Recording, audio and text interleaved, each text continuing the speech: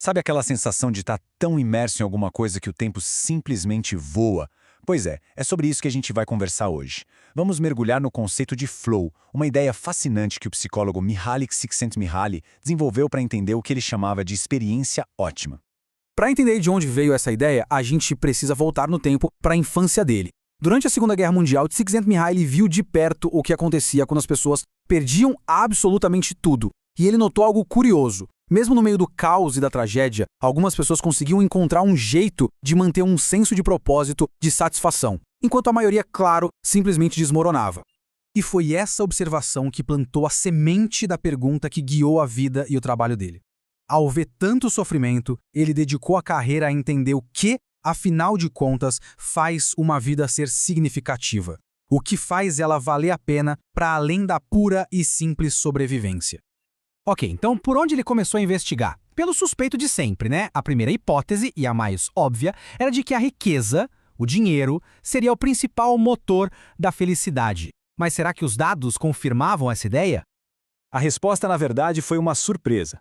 Os dados mostraram uma desconexão total. Olha só, nos Estados Unidos, desde 1956, a renda pessoal, já ajustada pela inflação, basicamente triplicou. As pessoas ficaram muito mais ricas.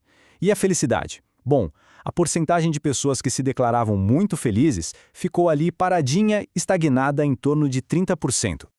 Então, a conclusão aqui é bem clara. Claro que a falta do básico, a falta de dinheiro para pagar as contas, isso causa infelicidade, sem dúvida. Mas a partir do momento que um nível de segurança material é atingido, mais dinheiro simplesmente não se traduz em mais felicidade. O mito estava de fato desfeito.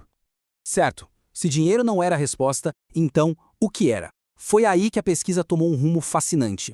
Csikszentmihalyi mudou o foco e começou a estudar pessoas super criativas, artistas, cientistas, compositores, para tentar entender o que dava sentido à vida delas, mesmo quando não tinha fama nem fortuna envolvida.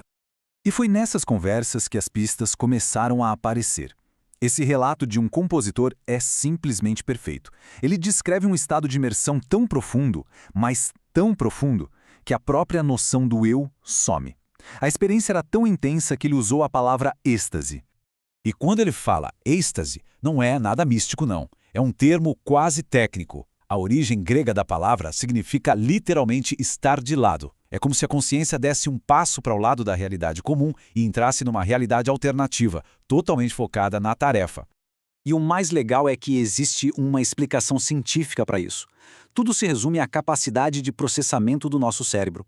Pensa nele como se tivesse uma largura de banda, uma capacidade limitada de uns 110 bits de informação por segundo. Para a gente ter uma ideia do que isso significa, só para entender uma pessoa falando, a gente já usa uns 60 desses bits. É por isso que é impossível prestar atenção de verdade em duas conversas ao mesmo tempo. Não tem, literalmente, capacidade cerebral para isso. E é exatamente isso que acontece na experiência do compositor. Quando alguém está totalmente imerso numa atividade desafiadora, toda a largura de banda do cérebro está sendo usada. Não sobra espaço para se preocupar com problemas, para sentir fome, cansaço ou sequer para pensar sobre si. O corpo, a identidade, tudo isso some da consciência por um tempo. Essa sensação de ser levado, de que as coisas estão acontecendo sem esforço, como se estivessem num fluxo contínuo, essa descrição apareceu tantas e tantas vezes nas entrevistas com todo tipo de gente que não tinha como ser outro nome. Csikszentmihalyi batizou esse estado de flow. Mas a pesquisa foi muito além. Depois de mais de 8.000 entrevistas com pessoas do mundo todo, de todas as profissões que se pode imaginar, de monges a alpinistas, de freiras a skatistas, ficou claro que o flow não era algo aleatório. Existia um conjunto de condições, quase uma receita universal para alcançá-lo. E aqui estão os 7 ingredientes. Primeiro, um foco total, intenso. Uma sensação de êxtase, de estar fora da realidade comum. Existe uma clareza imensa sobre o que precisa ser feito a cada momento. A tarefa é desafiadora, sim, mas a pessoa sente que consegue realizá-la. Isso gera uma serenidade, uma ausência de preocupações. O tempo se distorce, horas parecem minutos. E talvez o mais importante, a motivação é interna. A atividade em si é a própria recompensa. Ok, então já sabemos o que é o flow e o que o causa. Mas como a gente encontra isso no nosso dia a dia? A pesquisa também nos deu um mapa prático. Um modelo que qualquer um pode usar para encontrar e cultivar mais flow na própria vida. Dá uma olhada nesse modelo. Ele é bem simples, mas super poderoso. Ele mapeia nossas experiências com base em duas coisas: o nível de desafio da tarefa e o nosso nível de habilidade. E o flow está ali, ó, no cantinho superior direito. É o ponto de encontro perfeito entre um desafio alto e uma habilidade alta. É quando se está no limite da própria capacidade, fazendo algo que exige o máximo de si. Mas olha que interessante. Para chegar no flow, muitas vezes a gente precisa passar por outra zona, que ele chamou de arousal, ou excitação. É aquele momento em que o desafio é bem alto, mas nossa habilidade ainda não está lá no topo. Sabe, é a zona de aprendizado, onde a gente se estica, sai da zona de conforto. É um pouco desconfortável, sim, mas é o caminho direto para o flow.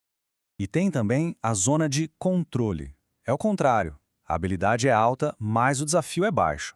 É um lugar confortável, mas meio morno, sem muita empolgação. É quando a gente é muito bom em algo, mas a tarefa ficou fácil demais. Para sair daqui e entrar no flow, o segredo é simples: aumentar o desafio. Procurar tarefas mais difíceis, que exijam mais da nossa capacidade. E do outro lado do espectro tem os estados negativos. A apatia é o pior deles, onde tanto o desafio quanto a habilidade são baixos. É um estado destrutivo. E, surpreendentemente, a pesquisa descobriu que o maior contribuinte para a apatia na vida moderna é uma atividade extremamente comum: assistir à televisão de forma passiva. E tudo isso nos leva ao ponto central de toda essa pesquisa. Chegamos então ao desafio final. A pergunta que fica, e que é o verdadeiro convite dessa pesquisa toda, é a seguinte: agora que entendemos o que é o flow e como ele funciona, como é que a gente pode redesenhar nossas atividades diárias, nosso trabalho, nosso lazer, para passar mais tempo nesse canal de experiência ótima? Esse é o verdadeiro desafio, e talvez a chave para uma vida que realmente vale a pena ser vivida.